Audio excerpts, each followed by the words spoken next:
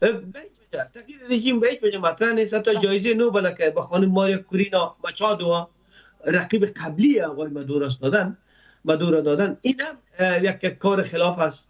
جایزه نوبل صلح نوبل برای کسی که هیچ کار برای صلح انجام نداده.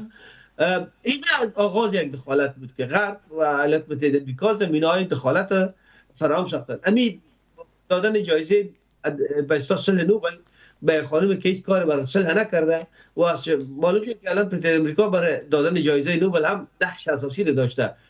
این یک مسئله.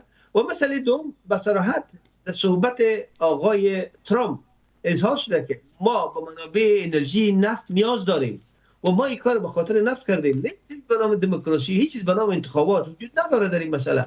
هیچ چیز به نام از اینکه آقای مادورو مرتکب کدام جنایت شده باشد. ببینید در دوسیه که آقای ترامپ اعلان کرده چند چیز اعلان کرده. اول گفته که این آدم دارای اصلی ضد امریکایی است، یعنی در خانه خود مسئله نداره، اجازه داشته باشه. دوم نشته کردن که مواد مخدر توزیع میکنه. هیچ سند بین المللی و ملی در منطقه وجود نداره که آقای مادورو و خانمش دست به قاچاق مواد مخدر زده باشن. مسئله سومی که وجود داره نشته کرده که خلاف آزادی‌های حقوق بشر است. در کشور تمام آزادی‌ها وجود داشته. احزاب سیاسی، 6 حزب سیاسی فعال وجود داره، تقریبا 75 احزاب کوچک خردریزی وجود داره. انتخابات تحت نظر نماینده جهان صورت گرفت و انتخابات واقعا پیش‌گیری صدارا را در 28 جولای 2024 آقای مادورو برده. حالا تمام خلاف از این عمل کرده و آخری صحبت چی بوده که ما با مواد نفتی و انرژی در منطقه نیاز داریم و این مواد نفتی 103 میلیارد تن یک رقم است که شما آقای ترامپ کور کرده و تمام جهان به اصطلاح پیشه گرفته. حالا یک رژیم را ما یک دولت را میسازه و ما رهبری میکنیم. جالب است که نه به آقای آدمون گونساس اورده رو میتیم، نه به خانم ماچادو هم میتیم، به خود ما رهبری میکنیم. این هم بیانگر بسیار جالب است که مردم یک کشور تا این اندازه تأخیر تامین کردن در هیچ بخش از جهان وجود نداره.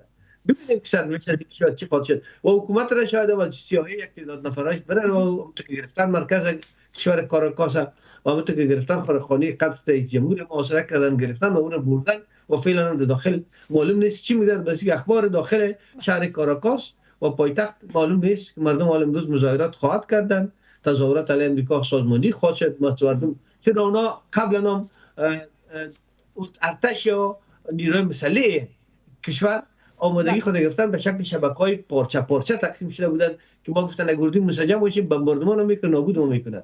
ما قبلا هم آمادگی گرفته. ببینیم که سنگرهایی را ساختن، آمادگی‌های را گرفتن واقعا میتونن عملی کنن یا یک سیاهی و سازماندهی از این و کشتی‌های بحری ایالات متحده آمریکا که در اینجا بوده عاجل طور اقدام کردن که جامعه را که تحت کنترل گرفتن. شاید هم شده باشه ولی هنوز اوضاع به طور قطعی معلوم نیست.